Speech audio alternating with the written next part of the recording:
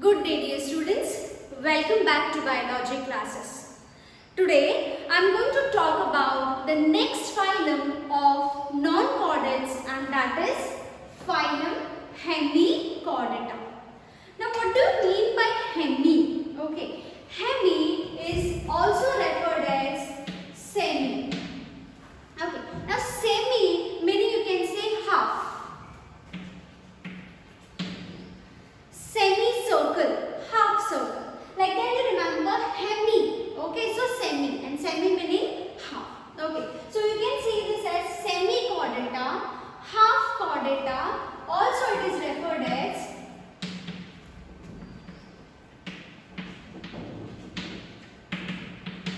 protochordata, meaning primitive chordata.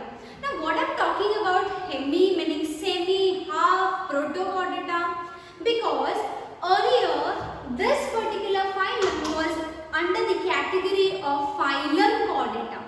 But as I told you that this phylum is actually a part of non-Chordata. Okay, so why it was earlier called as phylum Chordata, why it was under the category of phylum Chordata and now it is non-chordate, so how that is I will tell you. The peculiar feature of chordate is it is showing the presence of notochord, right? Okay, now what is notochord? Notochord is simply a cartilaginous skeletal rod which is supporting the body, right? So earlier some scientists discovered that organisms belonging to phylum Hemichordata were having notochord, and notochord presence is the peculiar feature of chordate. Okay, so that was during that particular time, these organisms were under the category of phylum Chordata. Okay, but later a lot of other discoveries, some more scientists came and they found out that the scientists which discovered as a notochord, presence of notochord, that was not actually a notochord.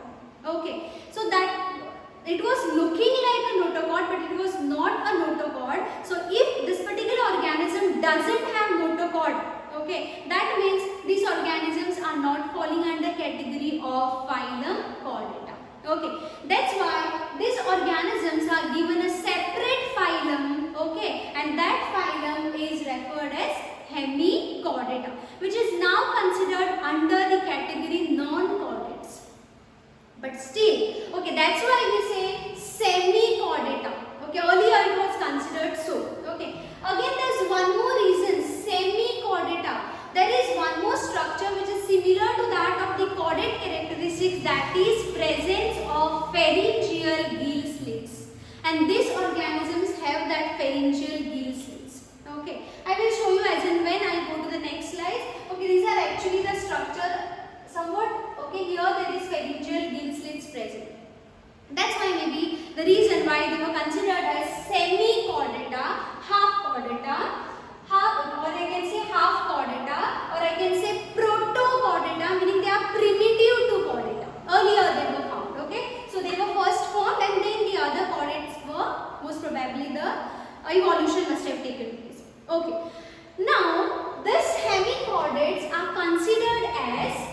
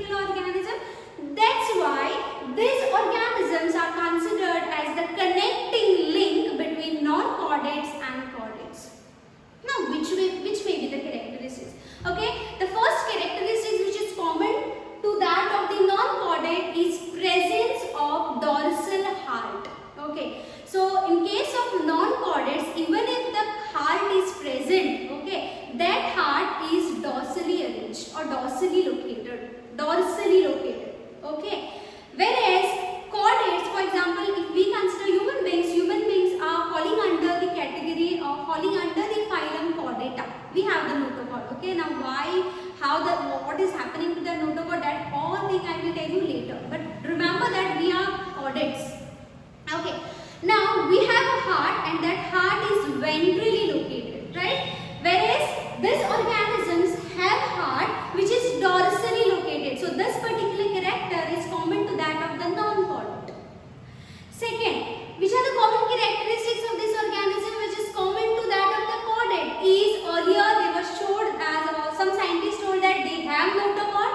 Okay, but later a lot of discoveries came which is showing it is not having, this organisms doesn't have notochord. But pharyngeal gill slits are present, and here also pharyngeal gill slits are present. Okay, so maybe the reason why this particular organism has some common features or common characteristics which are common to that of the phylum Echinodermata or non-chordates and to that of the chordates. Okay, so this phylum Hemichordata, this is the common thing about Hemichordata. It is called as connecting link. It is called as semichordate, protochordates. Why? The reason are this. Okay. Now, moving to its common and distinctive features, these organisms looks like a worm, right? Okay. So they are commonly called as worm animals. Okay. So they are simple like a worm. You can see the characteristics now. I told you worm-like animals. Okay. Now these organisms, they are present or they live in the burrows, and especially the burrows,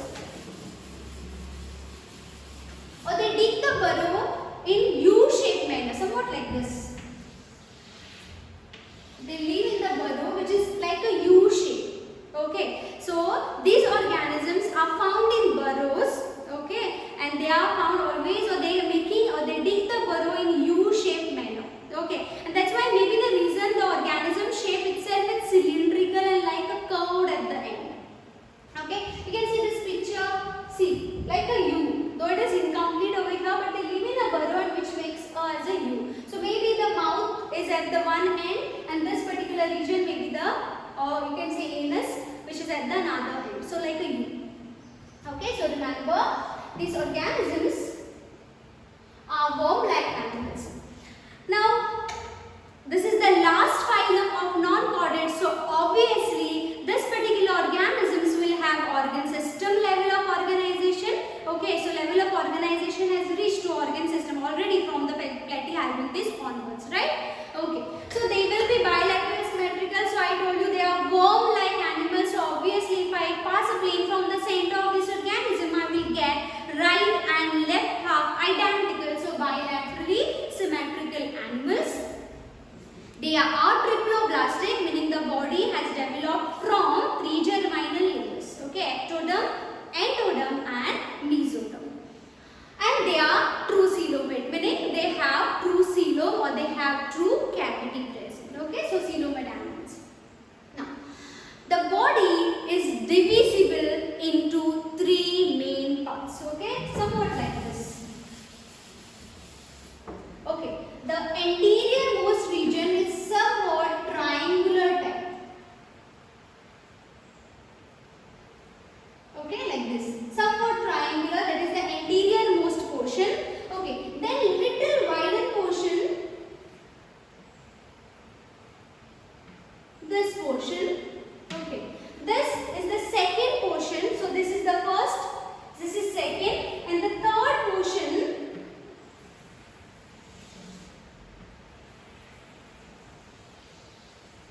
is like this. Okay, so U-shaped worm-like animals. Okay, now this first part, okay, is referred as proboscis. You can see this, proboscis. Okay, the anterior most triangular portion is referred as proboscis. Okay, second little widened portion is referred as colar. You can see the colar. Okay, and third, the long portion. Okay, and this region is referred as trunk. So body is divisible into three parts, and they are proboscis, which is the anterior most triangular portion, collar and long trunk. Okay, now it is the head portion, or you can say the proboscis portion, where there is presence of mouth. Remember this. Okay, so there is mouth in the proboscis region,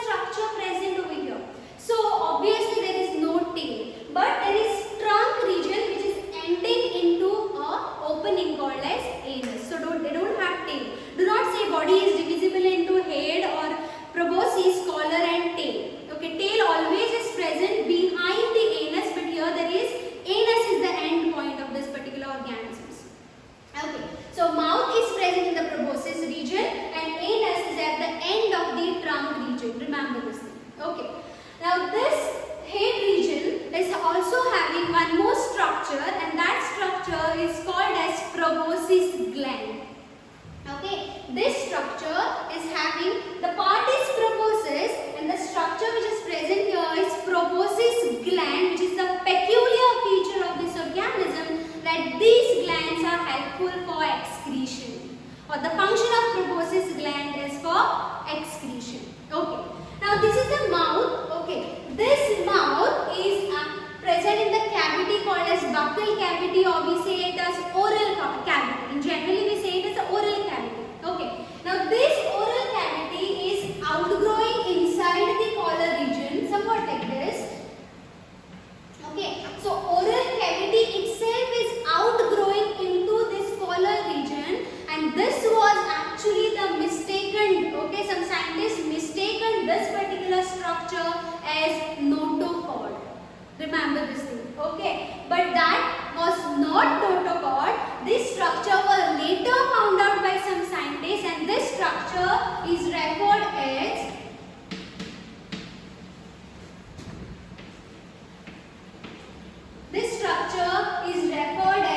stomochord.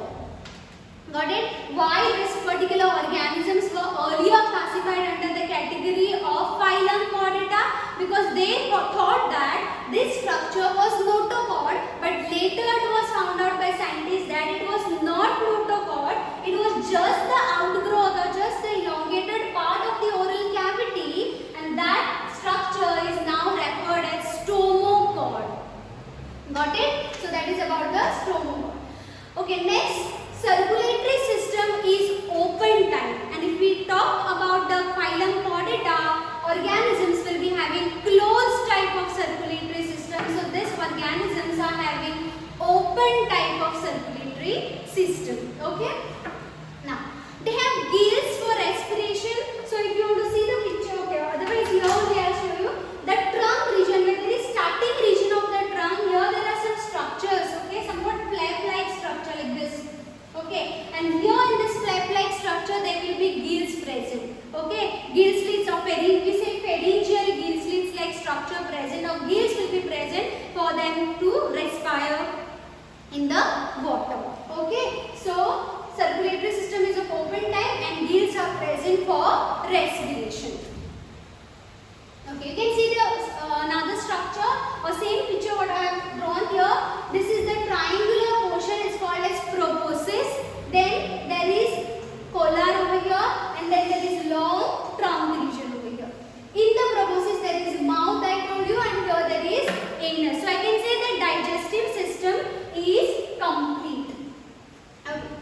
There is proboscis gland which is present in the proboscis area. So proboscis gland which has excretory function. That's why it is the excretory organ